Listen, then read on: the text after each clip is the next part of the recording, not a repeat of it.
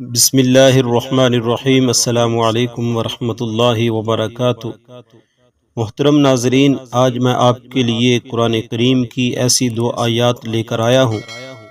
جو ان آیات کو پڑھتا ہے اللہ پاک اس کی تمام پریشانیاں ختم فرما دیتے ہیں۔ یہ دو آیات رحمت کا خزانہ ہے، برکت کا خزانہ ہے، دولت کا خزانہ ہے۔ جو اس خزانے کو پالے گا اس کو کسی قسم کی کوئی پریشانی نہیں آئے گی،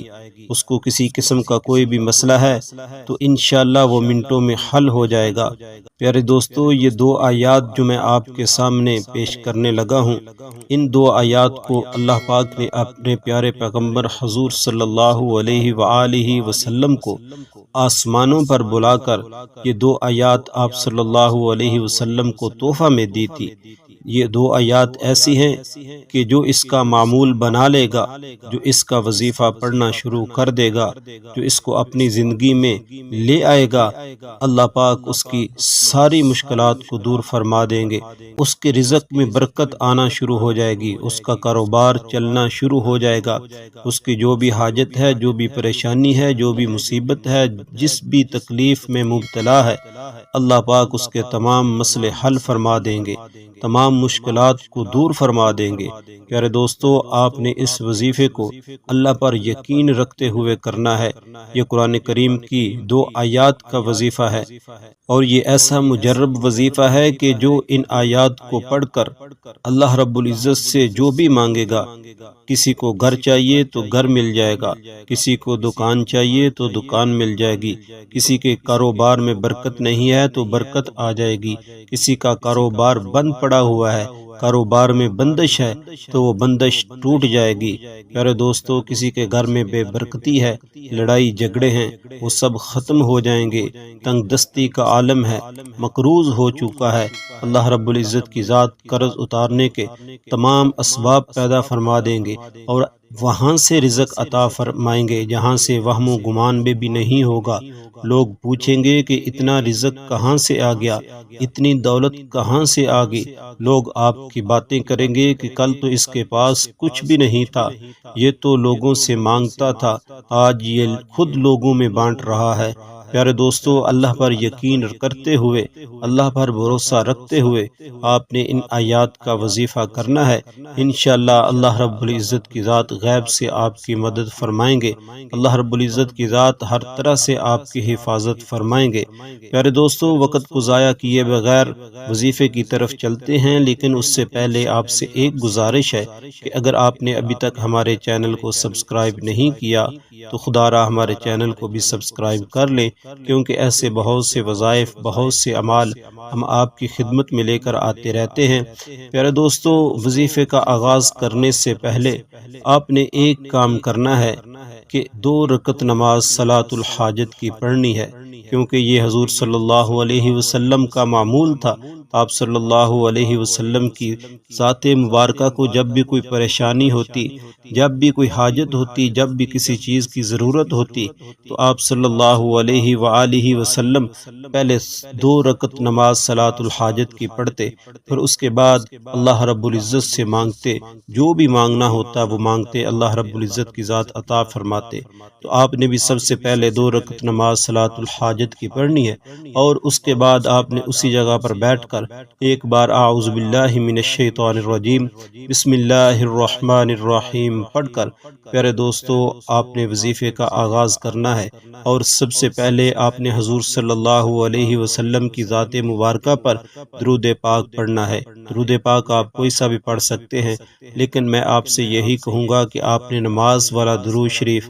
درود ابراہیمی پڑھنا ہے، جو سب سے افضل ہے۔ ایک بار ثواب کی نیت سے میرے ساتھ بھی پڑھ لیجئے۔ اللہم صلی علی محمد وعلی آل محمد کما صلیت علی ابراہیم وعلی آل ابراہیم انک حمید مجید۔ اللہم بارک علی محمد وعلی آل محمد کما بارکت علی ابراہیم وعلی آل ابراہیم انک حمید مجید۔ پیارے دوستو، درود پاک آپ نے کم از کم 11 مرتبہ پڑھنا ہے، اور 11 مرتبہ درود پاک پڑھنے کے بعد آپ نے اللہ رب العزت کا ایک صفاتی نام یا رزاق یا رزاق یا رزاق، اس کو 100 مرتبہ آپ نے پڑھنا ہے، اور اس کو 100 مرتبہ پڑھنے کے بعد اللہ رب العزت کا ایک صفاتی نام آپ نے دوسرے نمبر پر پڑھنا ہے، وہ ہے یا لطیف یا لطیف یا لطیف، اس کو بھی آپ نے 100 مرتبہ پڑھنا ہے۔ اور اس کے بعد سورہ بقرہ کی آخری 2 آیات آپ نے پڑھنی ہے، ان کی تلاوت سماعت فرما لیں۔ آمن الرسول بما انزل الیہ من ربہ والمؤمنون کل آمن باللہ وملائکتہ وکتبہ ورسلہ لا نفرق بین احد من رسلہ قالوا سمعنا واطعنا غفرانک ربنا والیک المصیر لا یکلف اللہ نفسا الا وسعها لها ما كسبت وعليها ما اكتسبت ربنا لا تؤاخذنا ان نسينا او اخطأنا ربنا ولا تحمل علينا إصرا كما حملته على الذين من قبلنا ربنا ولا تحملنا ما لا طاقة لنا به واعف عنا واغفر لنا وارحمنا أنت مولانا فانصرنا على القوم الكافرين۔ سورہ بقرہ کی آخری 2 آیات پڑھنے کے بعد آپ نے پھر سے 11 مرتبہ درود پاک پڑھنا ہے، اور درود پاک پڑھنے کے بعد آپ نے اللہ رب العزت کی بارگاہ میں ہاتھ اٹھا لینے ہیں۔ پیارے دوستو، سب سے پہلے اللہ رب العزت کو راضی کرنا ہے، اللہ رب العزت سے اپنے گناہوں کی معافی مانگنی ہے، کیونکہ اللہ رب العزت کی ذات جب ناراض ہوتی ہے تو اسی وقت ہی بندے پر پریشانیاں آتی ہیں۔ تو سب سے پہلے اللہ رب العزت کو راضی کرنا ہے۔ آپ مطمئن ہو جائیں کہ اللہ رب العزت کی ذات نے آپ کو معاف کر دیا ہے، اور سچے دل کے ساتھ آپ نے اللہ رب العزت سے معافی مانگ لی ہے، تو پیارے دوستو اس کے بعد جس حاجت کے لیے، جس مقصد کے لیے، جس ضرورت کے لیے، جس پریشانی سے نجات کے لیے آپ نے یہ وظیفہ پڑھا ہے، آپ نے اللہ رب العزت سے دعا مانگنی ہے، گڑ گڑا کر کے، رو کر کے اللہ رب العزت سے مانگنا ہے، منگتا بن کے، سوالی بن کے اللہ رب العزت سے مانگنا ہے۔